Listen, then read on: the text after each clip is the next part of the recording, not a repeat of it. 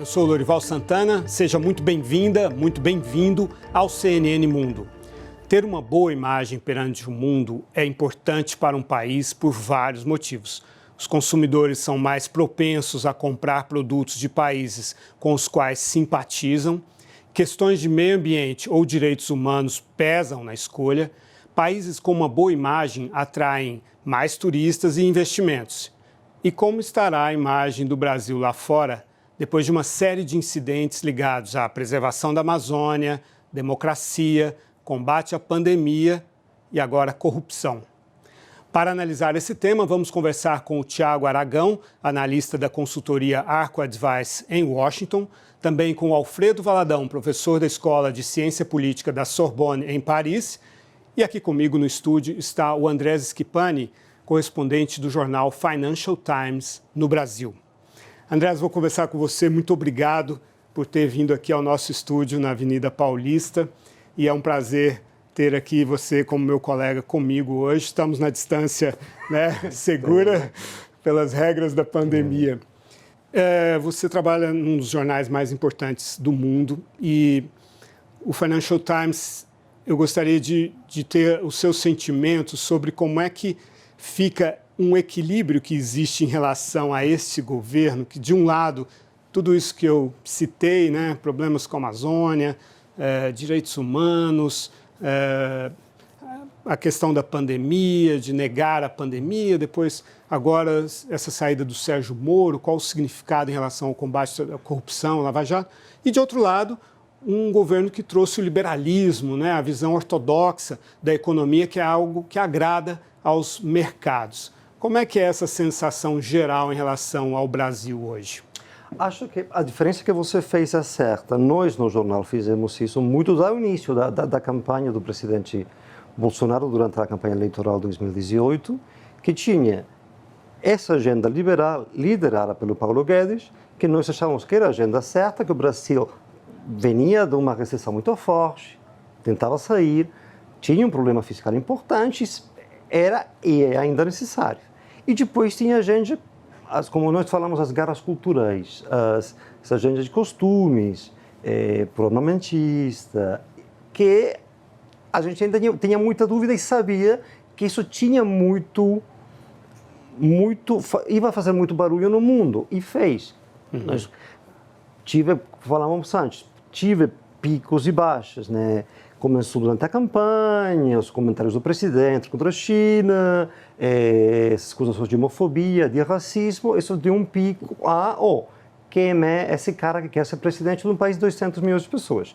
Depois, ele subiu, tinha muita expectativa, tinha medo de uma parte, expectativa de outra, mas tinha muita expectativa de investidor, finalmente o Brasil pode ser a primeira oportunidade que tem realmente de abrir seu mundo, como uma economia muito mais aberta, fica fiscalmente mais responsável, tem um país que tem muitos interesses criados em muitas partes da economia e, agora só, o ritmo das reformas foi mais lento do que a gente achava. Somente passou uma importante, é verdade, a gente da Previdência, mas agora um grande signo de interrogação que vai acontecer com a reforma tributária e outras coisas que agora, devido à pandemia, ficaram do lado, logicamente. E isso por uma parte, mas depois tem uma parte de qual vai ser o futuro de Paulo Guedes. Agora sabemos que o presidente pôs ele mais uma vez no spotlight, está lá na frente, ótimo, mas nós achávamos que a carta branca que tinha Moro era, tá certo, porque ele foi um dos pilares da eleição do presidente Bolsonaro.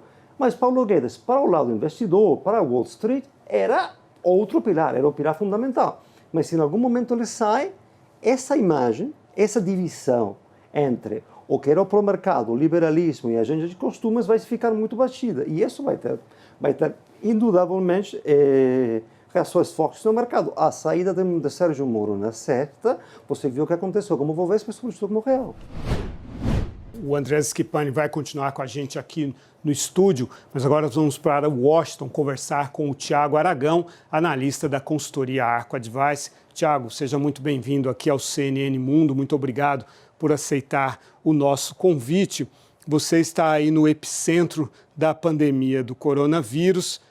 Como é que repercutiu a saída do ministro Mandetta e como repercute agora a saída do Sérgio Moro. Como o Andrés falava, quer dizer, o Sérgio Moro pode não ter participado da campanha, não apoiou o Bolsonaro durante a campanha, mas a questão do combate à corrupção, a questão da Lava Jato era central, né, na identidade do Bolsonaro e depois da eleição dele, o Sérgio Moro entra para o governo dele. Por outro lado, temos aí toda a questão do liberalismo econômico. Paulo Guedes, houve alguns ruídos em relação a ele, parece que está reconduzido ao governo. Como você vê todo esse balanço aí em relação à imagem do Brasil nos Estados Unidos? Bom, primeiramente, obrigado pelo convite ao programa. Ao longo dos últimos dias, inclusive agora no fim de semana, eu venho conversando muito com investidores estrangeiros, tanto os históricos que investem no Brasil, como também aqueles que investem faz pouco tempo no Brasil. Quando eles olham as demissões desses ministros, na verdade, eles não estão querendo entrar no mérito de quem está certo ou quem está errado, mas eles levantam muito o fato da criação de crises dentro de uma grande crise, e como que isso demonstra que falta um foco muito claro do governo brasileiro no combate à crise do coronavírus. No caso do Moro, inclusive, foi um pouco mais emblemático, porque o Moro era conhecido internacionalmente, naturalmente, por conta da Operação Lava Jato, e a compreensão que muitos investidores têm é que isso traz um clima de incerteza muito grande sobre qual que é a lógica do processo de tomada de decisão dentro do governo e até que ponto o governo ele consegue inibir a geração de novas crises quando ainda está lutando contra uma das principais crises da nossa geração.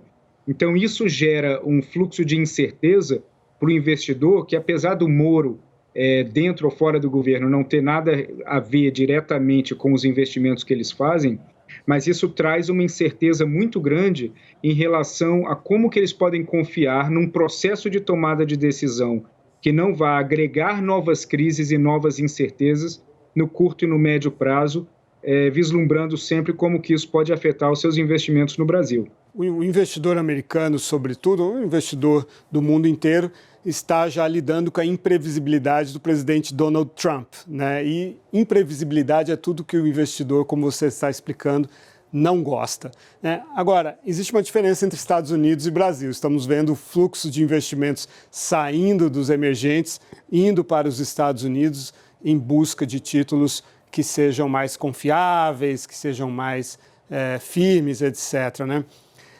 Agora, você acha que essa recondução, digamos, esse reforço que foi dado ao papel do Paulo Guedes, será suficiente para acalmar o investidor, ou toda a questão da pandemia, que é uma questão que tem um impacto econômico brutal também, vai continuar afetando aí, o fluxo de investimentos para o Brasil? Bom, a pandemia ela é um problema global, então o investidor ele entende que não existe ali um erro estrutural que gerou essa crise econômica. Ele entende que foi um problema conjuntural que afeta não só o Brasil, mas todos os países.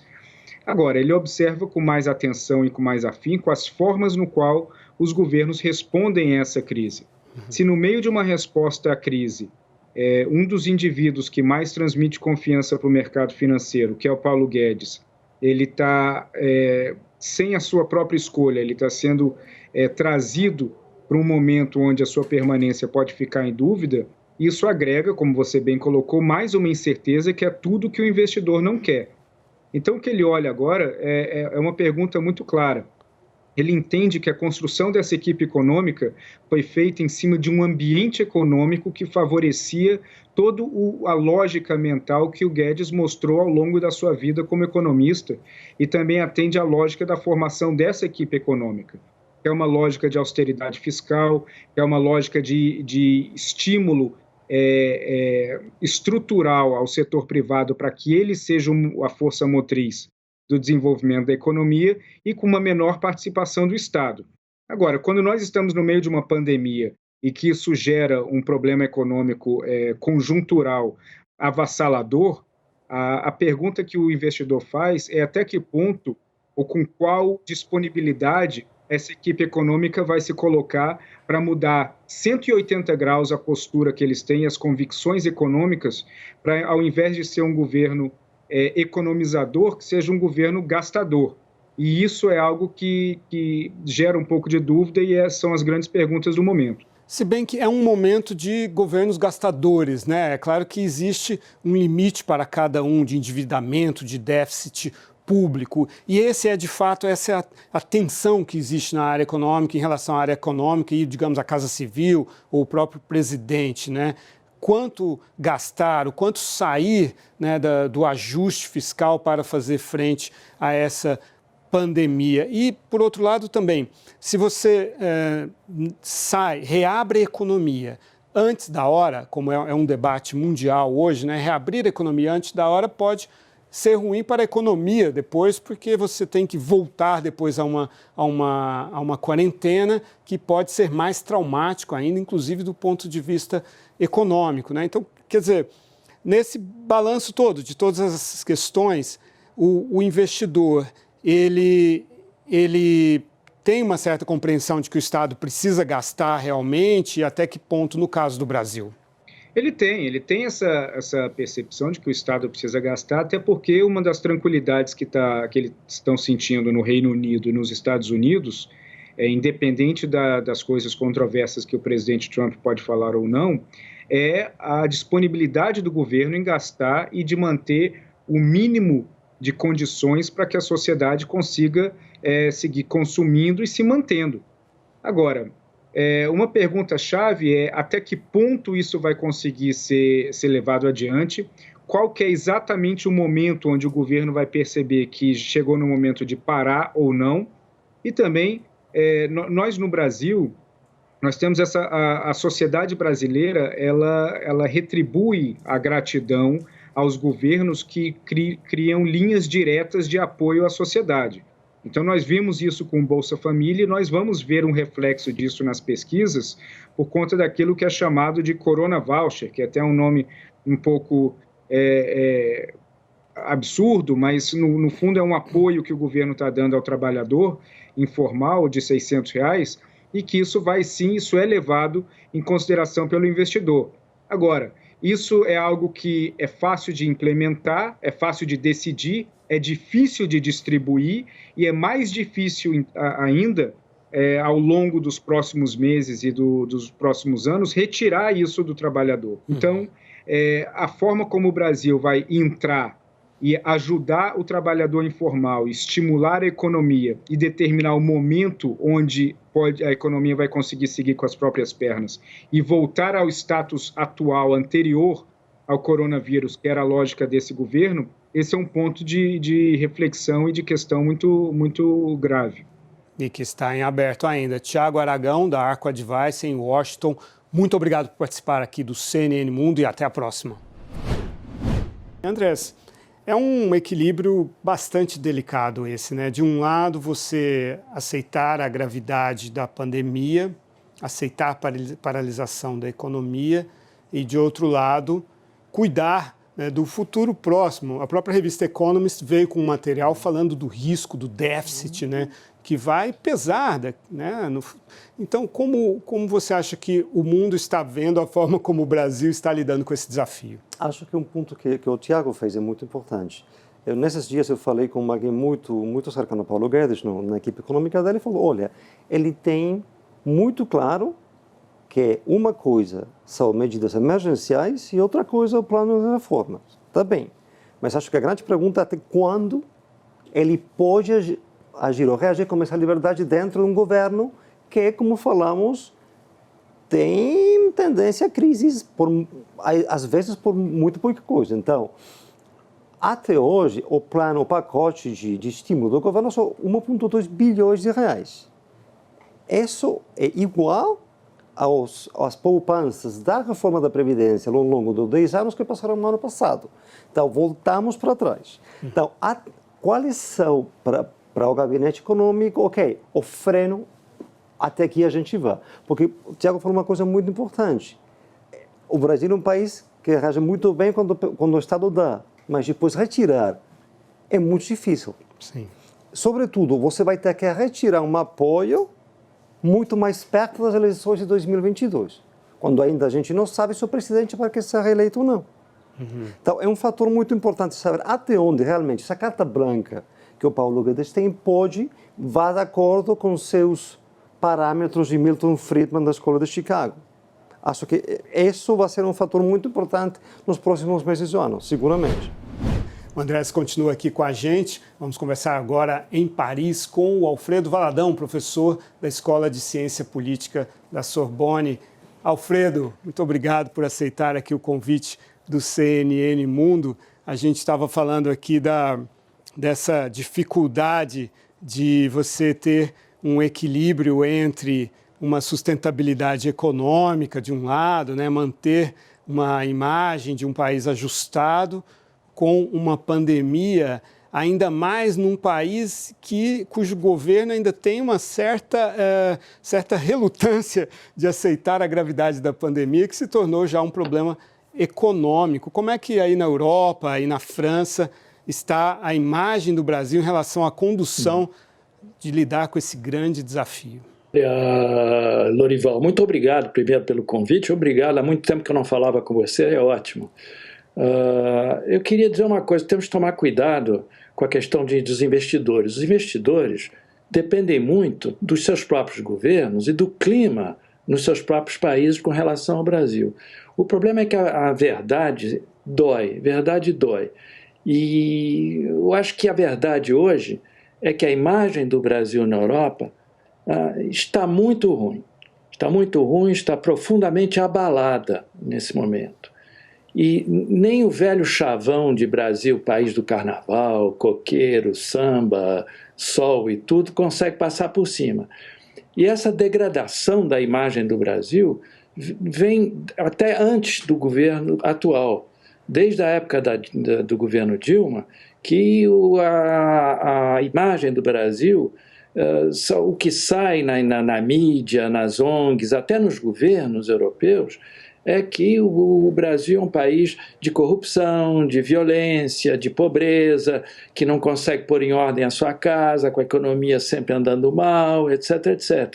Tem até claro que tem investidores que conseguem ganhar dinheiro com isso, mas em geral o clima não é esse. Com a eleição, com o novo governo, as coisas pioraram por vários motivos. O primeiro foi que os europeus, e não só a mídia progressista, mas até os governos de direita e de esquerda, as opiniões públicas em geral, viram no Bolsonaro uma espécie de Trump tropical, não é?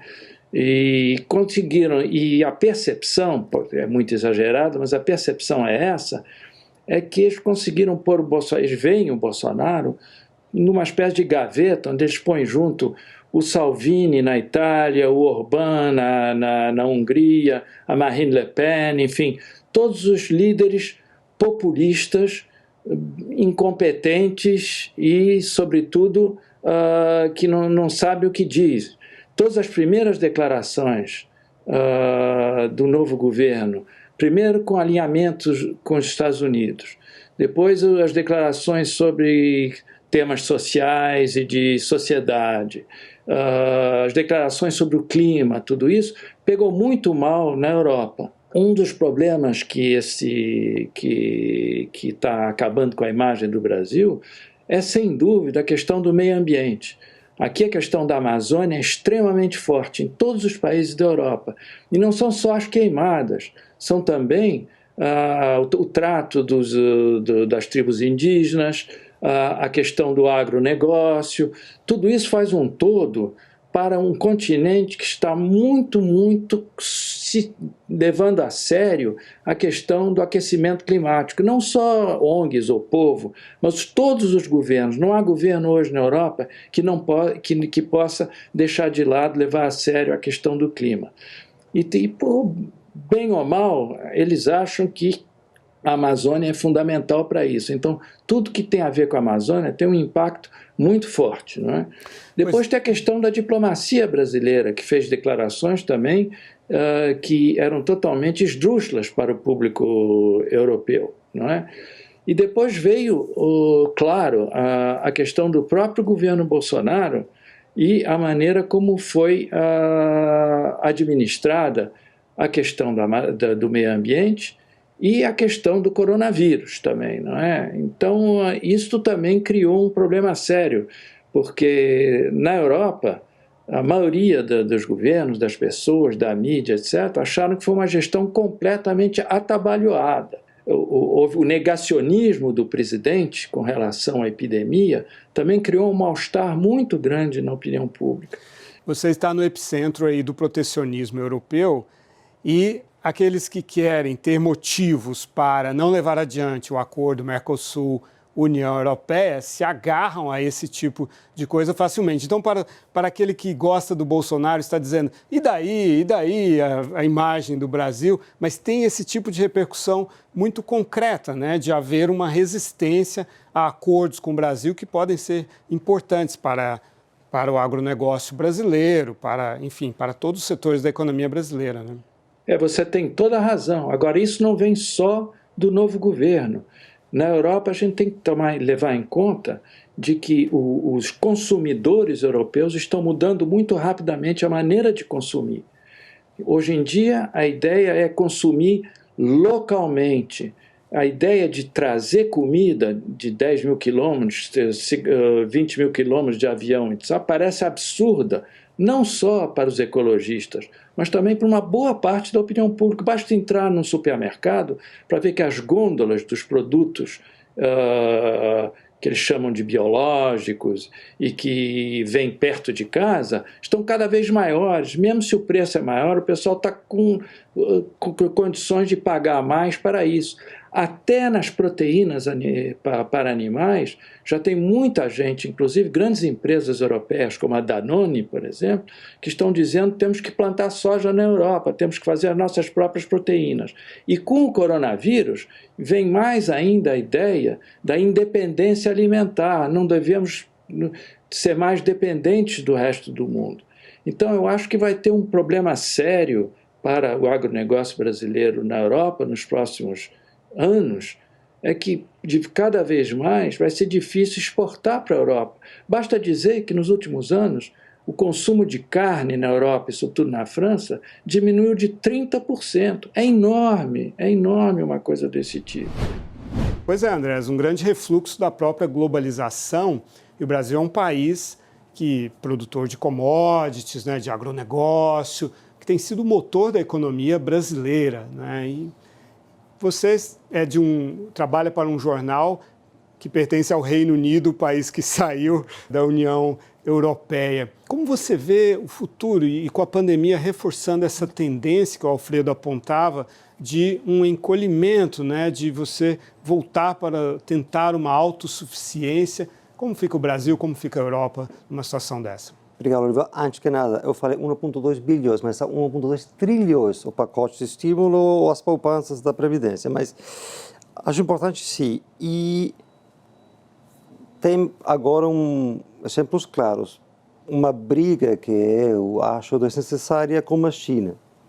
Do filho do presidente, depois o ministro da Educação, o embaixador chinês que reagiu também muito forte, um pouco além da diplomacia mais tradicional, que nesse momento onde o Brasil viveu muito bem durante a década do boom dos commodities, agora a realidade já era completamente diferente quando começaram a cair os preços dos commodities em 2014 e agora ainda muito pior.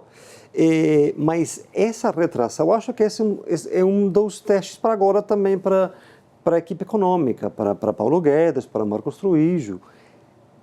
O mundo vai reagir para dentro e se é assim, Brasil, que é instintivamente um país protecionista, vai reagir para dentro. A Argentina já fez a semana passada.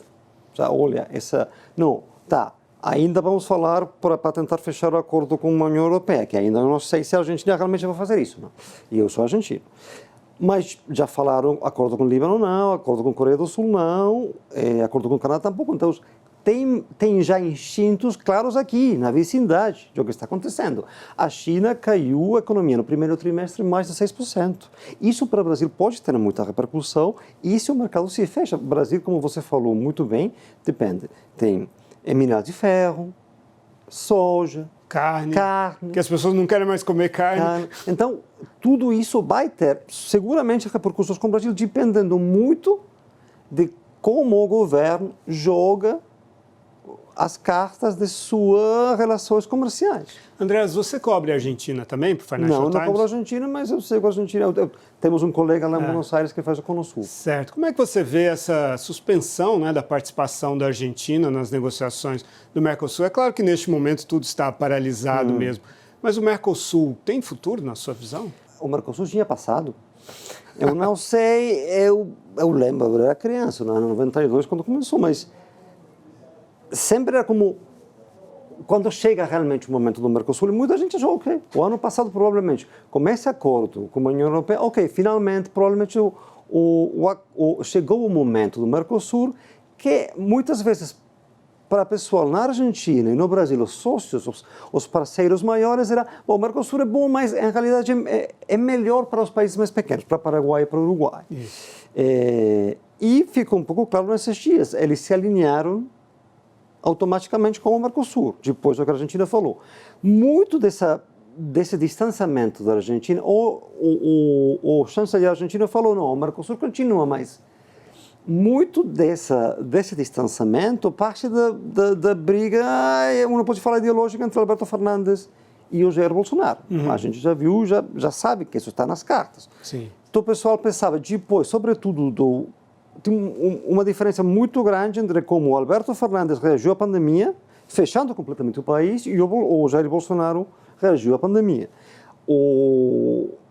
Os níveis de aprovação de Fernandes chegaram até quase 70% nas últimas semanas. Quando aqui nós achamos que já desceram. Então, tem também uma parte de quanta reação política foi interna. Nesses dias eu falei com diplomatas argentinos que eu conheço, diplomatas de carreira argentinos que estão em contra de sair desse distanciamento do Mercosul. Então, acho que está tudo ainda muito no ar e ninguém realmente sabe de onde veio a reação de Alberto Fernandes. Pode ser que seja somente uma questão, como muitas vezes o presidente brasileiro faz, uma reação interna à sua base. Diz, ok, a indústria argentina vai ser protegida. Mas a pergunta, voltando ao assunto de Paulo Guedes da Gabinete Econômica, depois de uns meses, com uma economia fechada aqui no Brasil, não tem o risco que também o governo aqui comece a fechar-se mais uma vez e fale, não, temos que ter mais zonas francas de Manaus, esse tipo de... E isso pode acontecer. E aí voltamos ao que falava Tiago. Você pode dar, mas depois retirar num país que tem uma dívida por PIB muito alta e já problemas fiscais claros, dentro de uma pandemia com um pacote de estímulo muito grande, isso pode trazer consequências quando a economia vai se contrair, segundo o FMI, 5,3% nesse ano. Impressionante como esse vírus representa um terremoto e, ao mesmo tempo, reforça tendências que já vinham aparecendo aí. André Schipani, correspondente do Financial Times no Brasil, muito obrigado por aceitar o nosso convite de vir aqui ao CNN Mundo. E a gente vai ficando por aqui. Para rever as entrevistas do nosso programa, basta entrar em www.cnnbrasil.com.br. Se preferir, vá até o canal da CNN Brasil no YouTube. Depois é só clicar nos vídeos do CNN Mundo. Muito obrigado pela sua companhia e até a próxima.